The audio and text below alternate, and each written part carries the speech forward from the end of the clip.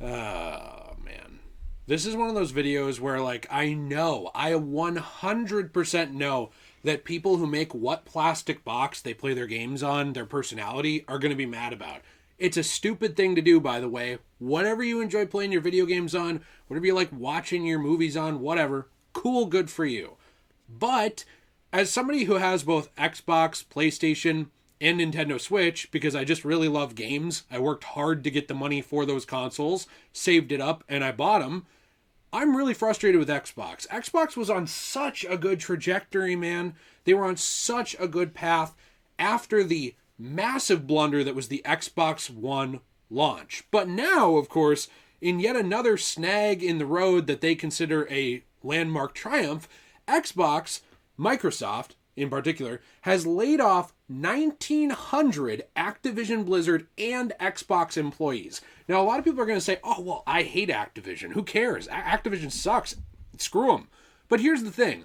Those employees who got fired, they were not the ones making decisions. They're not the ones milking Call of Duty every year. In fact, most of them would probably just as soon as you or me have there be another Crash game soon, like a real one, another Spyro platformer. A lot of these people probably want to go back to the days where Activision made cool things, like even when they were making the Raimi Spider-Man games. These people being fired, not the decision makers. These are the low guys, the you and me's of the world, the people who show up, do their job, and leave. And my cat apparently decided that his job right now is to attack styrofoam on the floor, which every time I record he does. Here's the thing with this that's really sad to me, is that there was a redacted document very recently that ties into this, that 74.8% or so of Xbox players have an Xbox Series S as their main Xbox console. That's what they're playing on.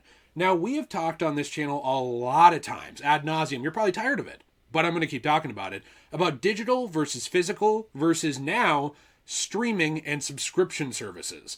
It's one thing to have options, to have your physical discs. I have some behind me. To have your digital games. I have some on my consoles and on Steam on my PC. To have your subscription services. I have Xbox Game Pass, or at least I did, because I liked it as an option to try games out. It's one thing to pay for options, to have those as somebody who enjoys things. It's another thing when there's no options left. I'm attacking my cat now, who's decided that my foot is his chew toy. Pick him up and show him to the camera. Come here, buddy. This is the show of shame. This guy is an absolute menace in every single video. You look at the camera, so when the wanted posters come, they know exactly who you are. You tell them, I'm a big stinky butt who ruins every video. Here's what sucks for me. Options for players, options for moviegoers, options for book readers, options for everybody. Good thing. We want options. We don't want a world without options. You know why we don't want a world without options? Take a look at any industry where there are monopolies. Take an industry at the old cellular industry, I guess back when it was just the normal telecom companies, where it was basically all owned by one or two businesses. It had to be broken up into lots of smaller ones. That's happened over and over with entertainment businesses as well. But as the eras have gone on, both political parties, both main political parties in the United States, both of them are at fault for this, and just general consumers and people who don't want to think about it, have stopped caring. They've stopped caring about options, and they've started caring about only what is easiest for them. What makes it so I don't have to get off my ass? At first, it's what makes it so I don't have to leave my house. Then it's what makes it so I don't have to get up and go to the console. And now it's what makes it so I don't even have to buy the game digitally. I can just get Xbox Game Pass. They keep doing this over and over and over again and simplifying the entire system over and over again to the point where it's hurting consumers. And now what is Xbox doing? Removing more options, removing more talent from the video game industry by firing all these people. Microsoft is one of the most rich technological companies in the world. Jill, you got to get up and stop him. He is a menace here. They have so much money. They have so much they can throw around. And in fact, in recent, I would say, leaks that were coming out about the court cases, that were going on with Xbox and Sony and all these different things. One of the ideas thrown around in one of their emails allegedly was to basically, the idea of throwing so much money at Xbox, so much money at Game Pass that they outcompete PlayStation by not competing, right? The idea that essentially they want to bury the competition by making games so cheap that then they can set the prices to whatever they want.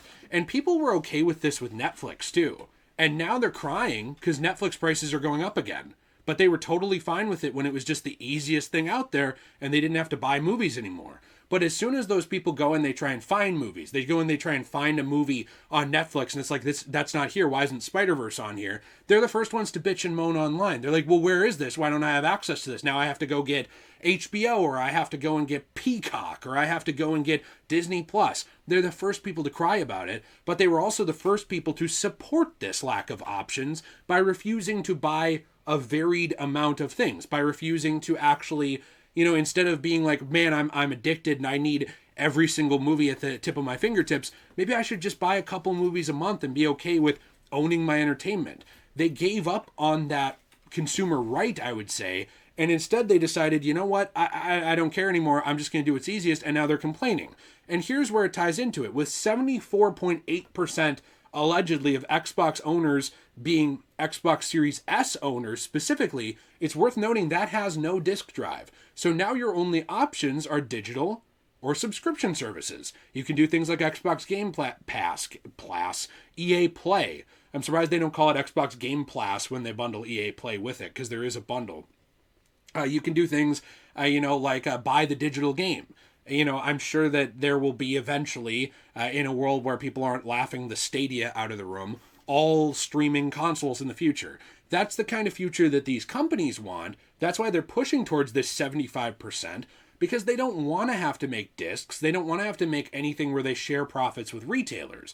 And this all also ties into the firing, because here's the thing. It wasn't just this. It was not just them firing these people. There was actually a really interesting tweet I was sent from my friend Better Than Starlight, which is actually from Jez Corden, who has basically done a lot of different reporting and stuff over the years. And something that he talked about as well on Twitter, which I think is interesting, is that Microsoft has also shut down departments dedicated to bringing Xbox games to physical retail, which if you've seen the digital-only Xbox console leaks, well, you can get an idea of where Microsoft is going here. A lot of community managers lost their jobs across the company, which means there's less community building for Xbox games in Microsoft's future, and also they're going to be reducing those retail teams essentially. Now, like Jez points out, that doesn't mean they're quitting physical entirely. That would be a stupid thing to do. If 20% of your base that is buying things from you is still using a form of media, you don't want to cut those people out, because if you lost 10% of those people, like let's say 10% of those people are hardcore physical collectors, and they're like, well, fine, F you, I'm going to PlayStation, that 10% is a huge hit. So you don't do that overnight. What you do is you ease people into it. It's the same thing that they were saying at Ubisoft. We recently talked about this in a Ubisoft video, where Ubisoft, one of their executives was talking about how they want to ease people into the idea, make gamers comfortable with not owning their games. This is another step in that from Xbox. And the reason this makes me so mad is because, yes, I get it. Xbox does not have as many console exclusives as Nintendo or Sony. And that's fine. That's why I have a Sony PlayStation and a Nintendo Switch. I work hard for that. I earn it up. And I decide to spend some on the entertainment industry that I enjoy, the things that are fun for me. And that's totally awesome. I understand not everybody's in a position where they can do that. There's people who work a lot harder than me, and they can't afford that kind of stuff. I mean, I'm at the point right now where, like, I'm making below minimum wage again because the economy is just trash right now. So I get it. When I was in a good place, I saved up and I bought those consoles. Not everyone can. But here's the thing. It's still good for there to be those options out there. But yes, even with fewer retail exclusives, or I should say fewer game exclusives for Xbox, they still were offering a really good trajectory of game preservation. What were they doing? They were doing an FPS boost program. They were doing a backwards compatibility program where they'd go back and stabilize old games to run well on the Xbox Series X and S. These were great things. These were things they were even doing back on the Xbox One X. They did it with Red Dead Redemption 1, where they were doing a really good job actually getting that game running very, very well. They essentially remastered it themselves, These are the kinds of things that I loved Xbox for. I thought were really fun. It was a place I could go where I could pop in a disc and it could be an Assassin's Creed 1 disc from the Xbox 360. And yeah, I wish they released a disc of this, but there was a patch to actually make it run in basically 4K to upscale that game with better textures. Those kinds of things were things that Xbox was doing to preserve gaming. And when they were, acquiring Activision and Bethesda, they were acting like it was going to be better for everybody. It was going to be better for you and me. But now we're hitting a point where talent is being laid off from such a rich company that is just throwing money around to take away options. And that really sucks. It really sucks to me because, I like my Xbox Series X. I like my Xbox 360. I still have the Xbox 360 that my dad and I had together that we would play Skyrim on and have a great time on. I still have that because I like those games, and there's a lot of stuff on the Xbox that isn't other places still that I think is fun. Or maybe it's also on PC. But I like the convenience of being able to sit down in front of my TV with my wife Jill and play a game. So I don't have anything against Xbox. In fact, I root for the absolute best. I'm not one of these weirdos who's like, I want Xbox to fail and go out of business so that Sony is God. Because then Sony can do whatever they want. Then they can set whatever meaningless, arbitrary BS that they want for pricing and for non-competitive natures and stuff. You don't want that. You might think you want that. You might be 12 years old and you think, look, my parents bought me this thing. We're not in a great, economic situation. I'm not going to get the other one. So I'm going to justify to myself why the other one sucks. Why the other one is the worst thing ever. It's like an abortion doll of mankind. You might be in that situation. I get it. Every kid was. Every kid was like, my thing is the best. Because you want to believe that your bicycle is better than your friend's so that you don't have to admit that it doesn't really matter and you lose that point of pride. That's how kids are. Adults, unfortunately, fall into the same weird corporate warrior mindset where I think that they're tricked by these companies into thinking they're buddy-buddy with them and that they essentially are their friend and that Xbox or PlayStation supports them or whatever. And it's going to show up at their bar mitzvah. It's no, they don't care about you. They care about selling this stuff.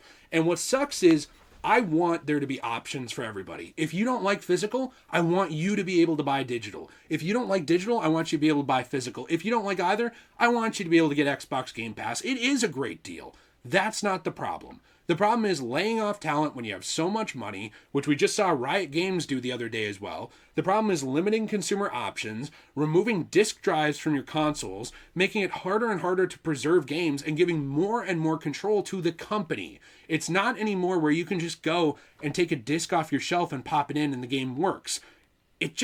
It's frustrating, man. It's so frustrating how they're doing that. And the reason it's not that way is not only because there's a ton of games where the 1.0 build needs patches. There's a ton that don't too, by the way, if you do your research, especially remasters of old collections. But it's also a problem because now we're just not selling disk drives anymore. Now we're removing these retail options. We're removing entire divisions, entire groups of people who were basically there to make these games go to retail so that you could go to Target or Walmart or Coborn's or whatever the hell it is at your disposal and buy a game off a shelf if you wanted and have that 1.0 build on disc. They're removing these options, and it sucks so bad to me because I want Xbox to do great, because I want gaming to be great, because I want entertainment to be great, because the world is frustrating and honestly scary enough without having to worry about crap like this. It just bums me out. I want to know your thoughts in the comments down below.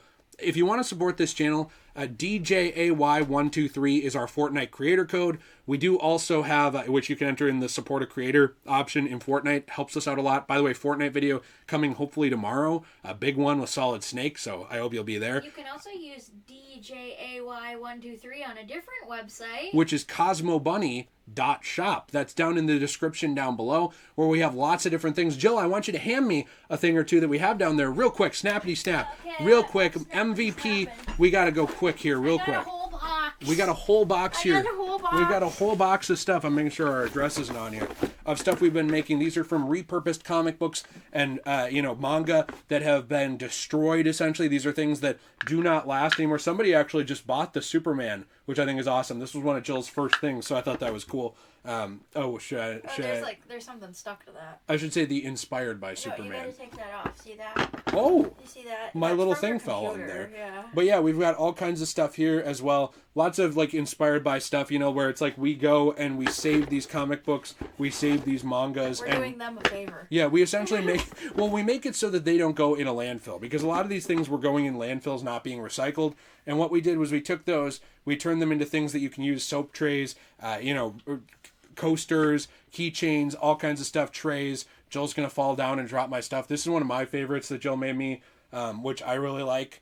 So I think there's a lot of really cool stuff as well on here. If you want to help support our channel, we have channel memberships, and we also have Patreon. Basically, all this stuff is essentially stuff that we take from these damaged books that are being thrown out, and we turn them into something really cool. And really, it's the brainchild of Jill. She does like 99% of the work. So hats off to her. Jill, you got anything to say before we round this out? If you go to cosmobunny.shop and then you add something to your cart and you decide you want to buy it, at checkout, just use all caps DJAY123 and you'll get 10% off your order. So lots of fun stuff. I hope you guys love it. Yeah, we hope you do. And other channels in the description down below as well. We got JayRPG, JayRPG, where I'm covering RPG games, Kingdom Hearts, Final Fantasy, made some Dark Souls videos, lots of stuff.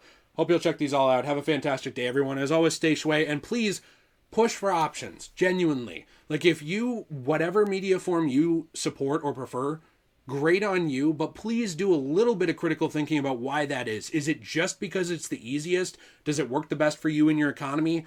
These are good things to be thinking about, because we're moving towards a future with less options.